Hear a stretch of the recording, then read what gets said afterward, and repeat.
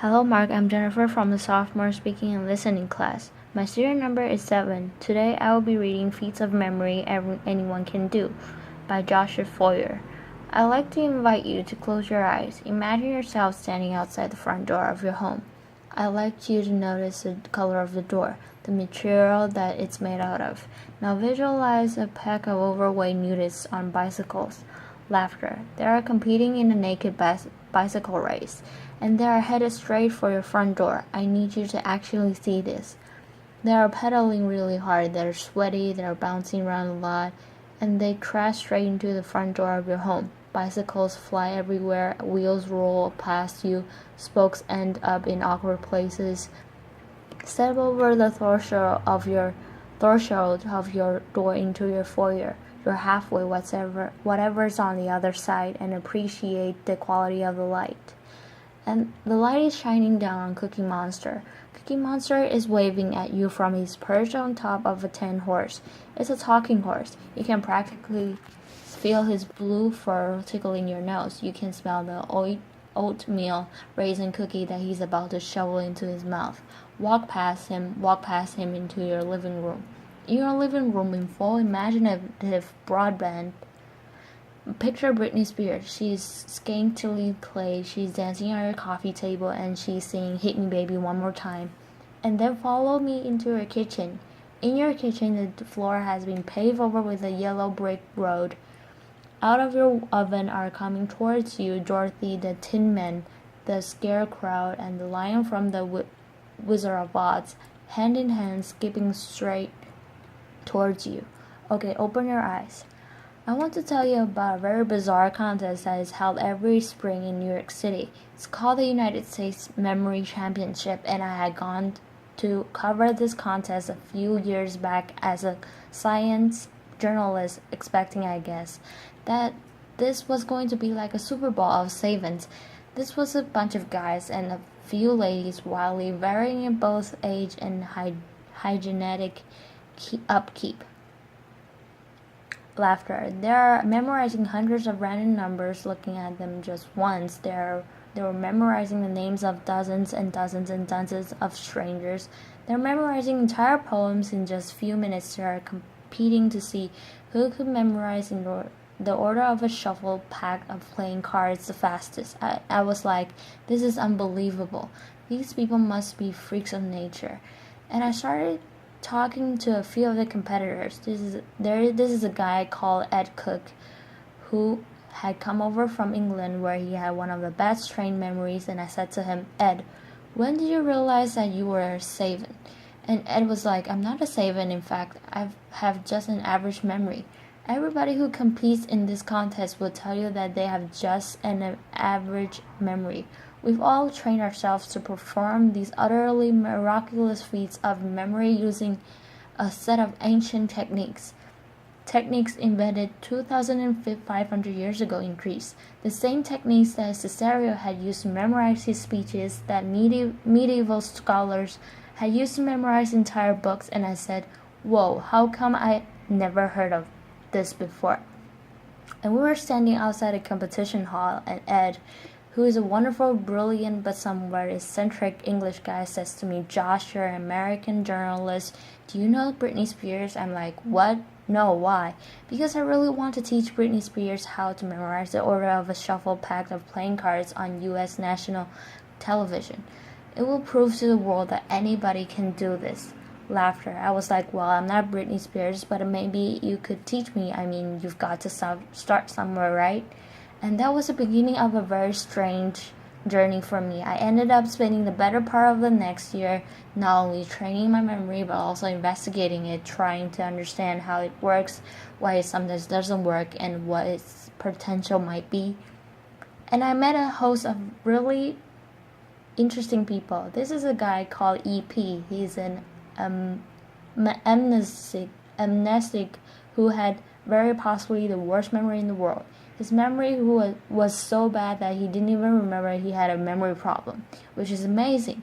And he was this incredibly tragic figure, but he was a window into the extent to which our memories make us who we are.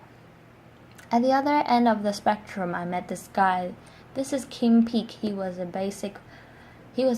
basis for Dustin Hoffman's character in the movie Rain Man. We spent an afternoon together in the Salt Lake City Republic library memorizing phone books, which was scintillating laughter, and I went back and I read the whole host of memory treatises written 2,000 plus years ago in Latin, in antiquity, and then later in the Middle Ages.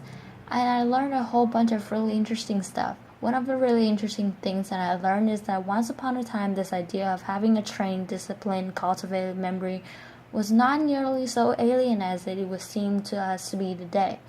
Once upon a time, people invested in their memories in laboriously furnishing their minds.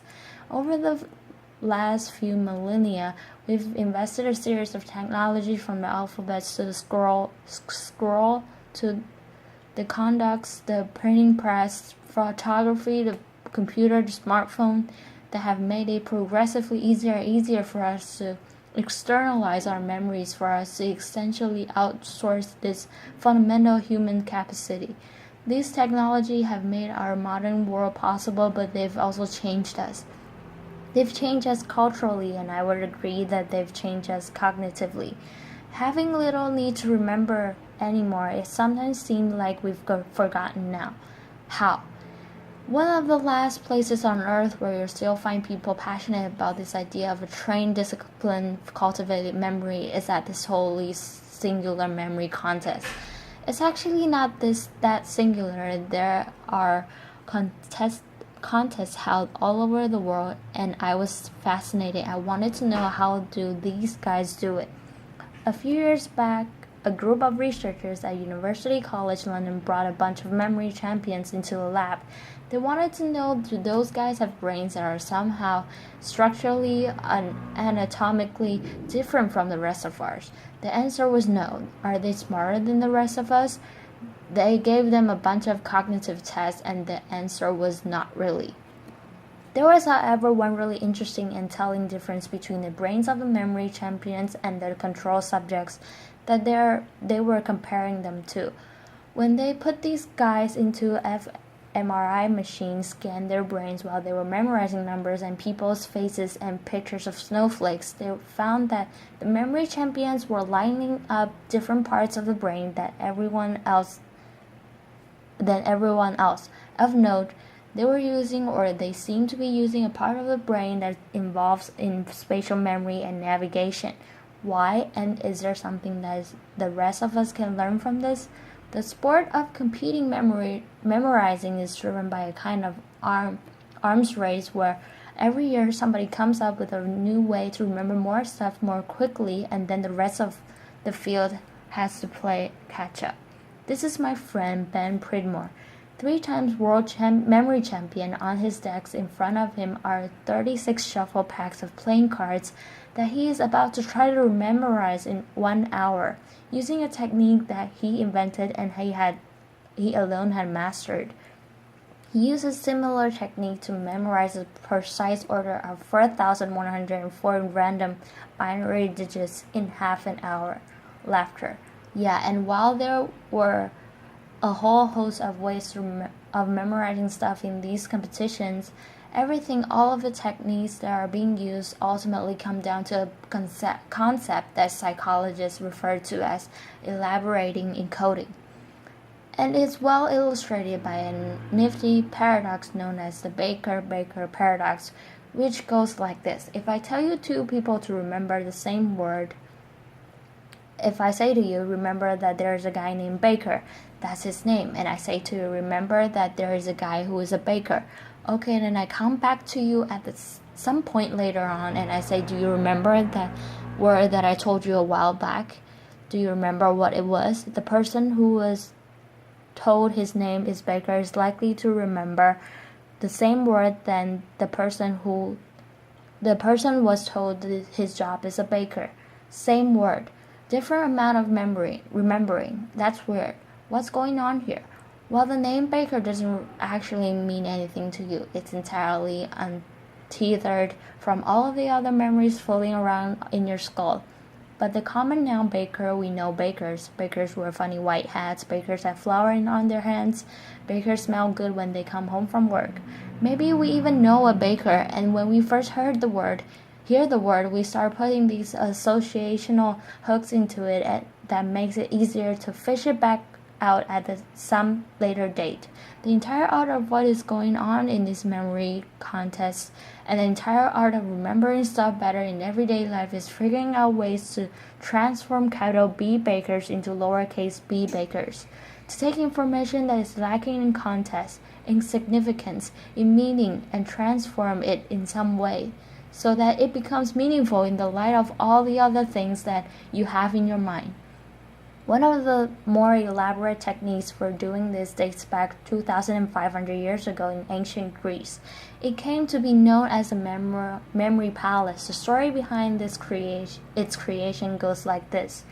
There was a poet called Simonides who was attending a banquet. He was actually the higher entertainment because back then if you wanted to throw a really slamming party, you didn't hire a DJ, you hire a poet.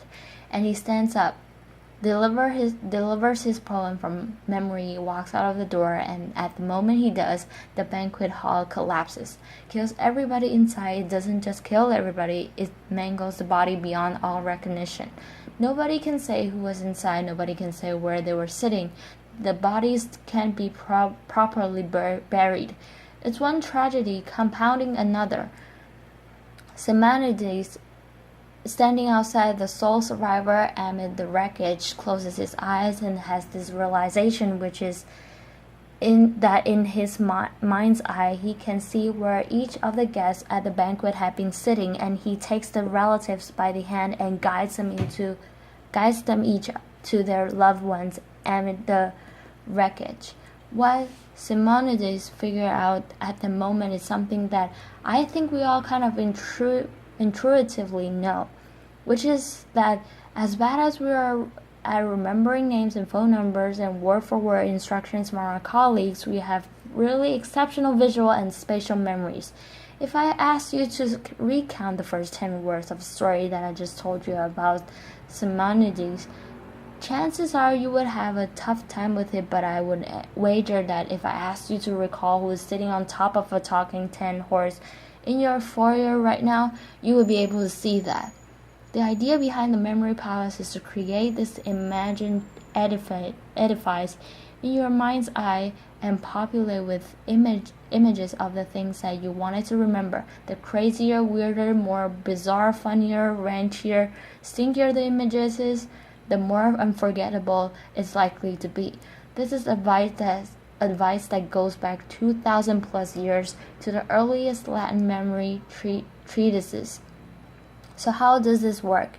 Let's say that you've been invited to TED Center stage to give a speech, and you want to do it from memory, and you want to do it the way that Cicero would have done it if he had been invited to TEDx Rome 2,000 years ago.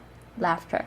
What you might do is picture yourself at the front door of your house, and you'd come up with some sort of crazy, ridiculous, unforgettable memories to remind you that the first thing you wanted to talk about is this totally bizarre contest. Laughter. And then you'd go inside your house and you would see an image of Cookie Monster on top of Mr. Ed, and that would remind you that you would want to then introduce your friend Ed Cook. And then you see an image of Britney Spears to remind you of this funny anecdote you want to tell. And you go into your kitchen, and the first topic you're going to talk about was a strange journey that you went on for a year, and you have some friends to help you remember that. This is how Roman orators memorize their speeches, not word for word, which is just going to screw you up, but topic for topic. In fact, the phrase topic sentence that comes from the Greek word topos, which means place, that's a vestige of when people used to think about oratory and rhetoric in these sort of spatial terms. The phrase in the first place, that's like in the first place of your memory palace. I thought this was just fascinating, and I got really into it, and I went to a few more of these memory contests, and I had this notion that I might write something longer about this culture of competitive memorizers, but there was a problem. The problem was that the memory contest is a pathologically boring event. Laughter. Truly, it is like a bunch of people sitting around taking SATs. I mean, the most dramatic it gets is when somebody starts massaging their temples. And I'm a journalist. I need something to write about. I know that there's incredible stuff happening in these people's minds, but I don't have access to it. And I realized if I was going to tell a story, I needed to walk in their shoes a little bit. And I started trying to spend 15 or 20 minutes every morning before I sat down with my New York Times, just trying to remember something. Maybe it was a poem. Maybe it was names from an old yearbook that I bought at a flea market, and I found that this was shockingly fun. I never would have expected that it was fun because this is actually not about training your memory.